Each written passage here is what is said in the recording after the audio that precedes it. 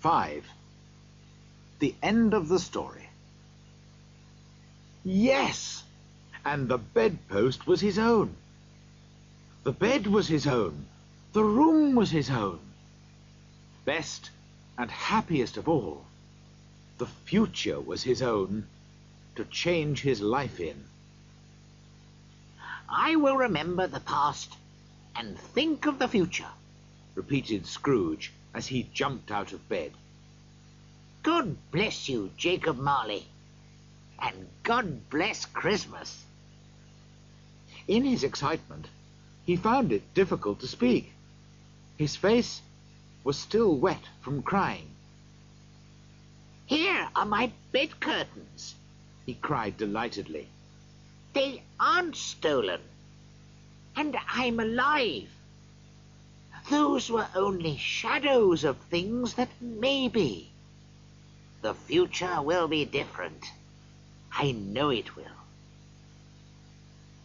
All this time, his hands were busy, hurriedly putting on his clothes. He put his left foot in his right shoe, couldn't find the buttons on his shirt, and forgot to brush his hair. I don't know what I'm doing, said Scrooge, laughing and crying at the same time. A Merry Christmas to everybody. A Happy New Year to all the world. Hurrah! There's the door which Jacob's ghost came through.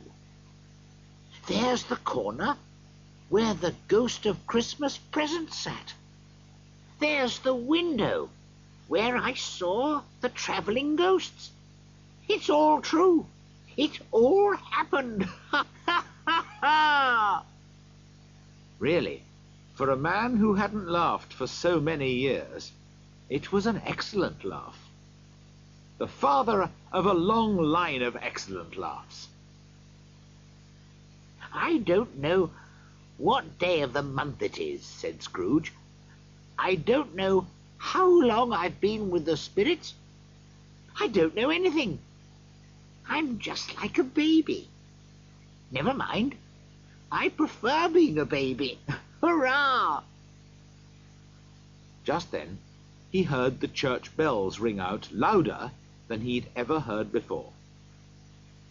Running to the window, he opened it and looked out. No fog at all. A clear, bright, cold day. Golden sunlight, blue sky, sweet, clean air, merry bells. Oh, wonderful, wonderful. What's today? He cried, calling down to a boy in the street. Today? Replied the boy in great surprise. Why, it's Christmas Day. So I haven't missed it, thought Scrooge. The spirits have done it all in one night. He called down to the boy again. Hello, young man.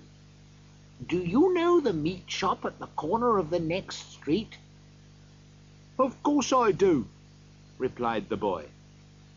What an intelligent boy, said Scrooge. Do you know if they've sold the big turkey that was in the shop window yesterday? What, the one as big as me? Asked the boy. What a delightful boy, said Scrooge. It's wonderful talking to him.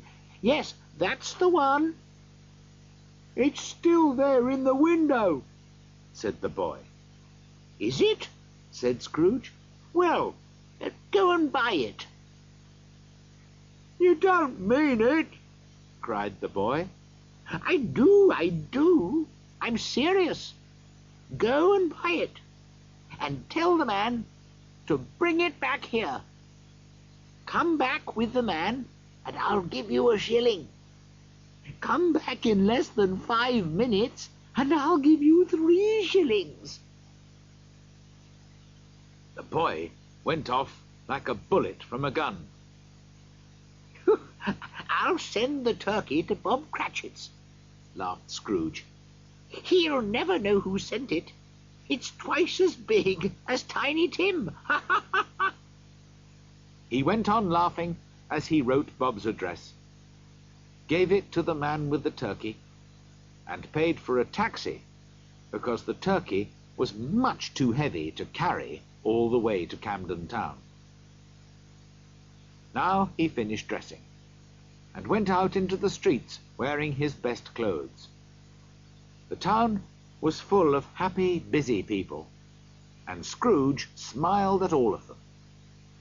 3 or 4 men said cheerfully to him, "Good morning, sir, and a Merry Christmas to you."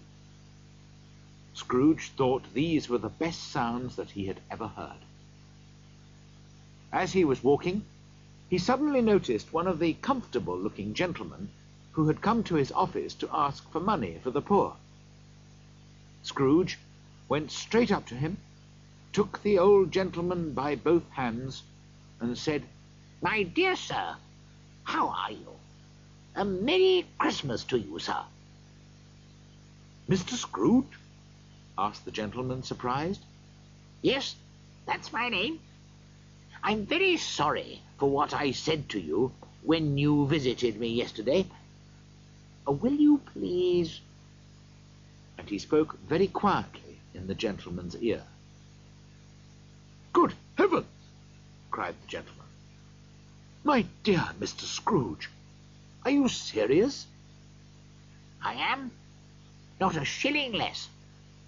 I must tell you, I haven't given anything to anyone for years." "My dear sir," said the gentleman, shaking hands with him, "I don't know how to thank you for—" "Don't say anything, please," replied Scrooge. "Will you come and see me tomorrow about it?" "I will," cried the old gentleman happily. "Thank you, and God bless you," said Scrooge.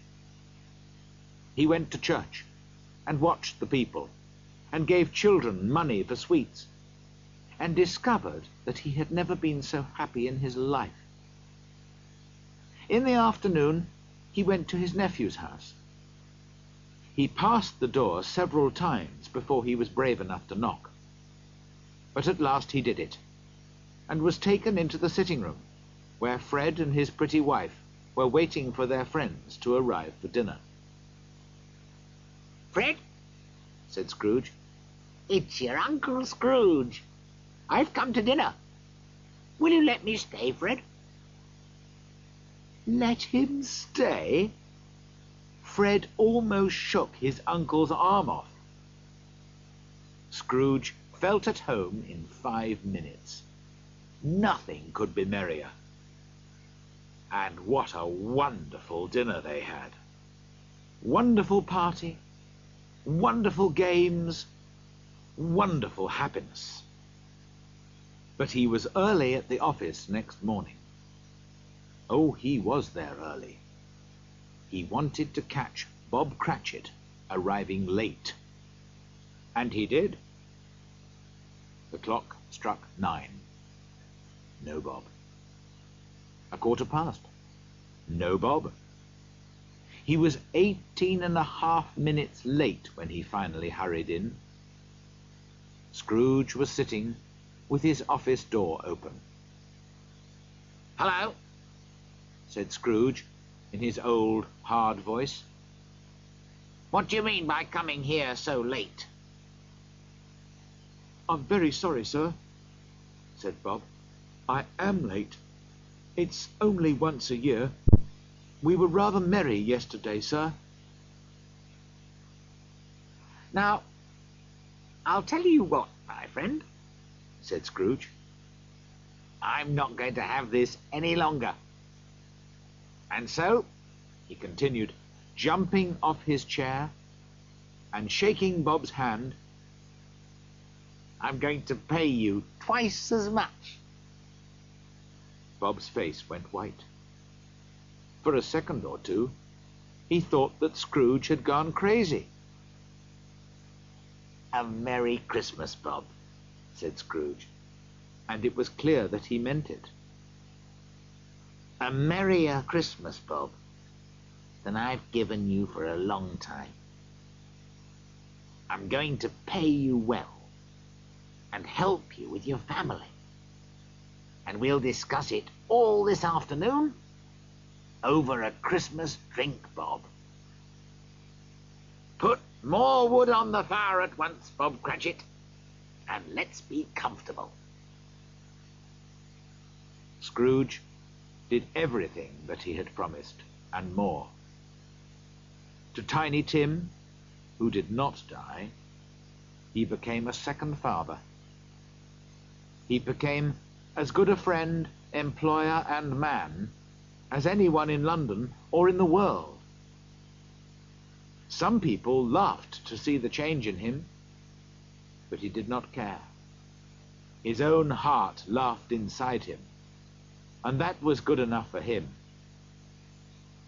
He never had any more conversations with spirits, but kept Christmas cheerfully and lived a happy life. That is what all of us want. And so, as Tiny Tim said, God bless us, everyone.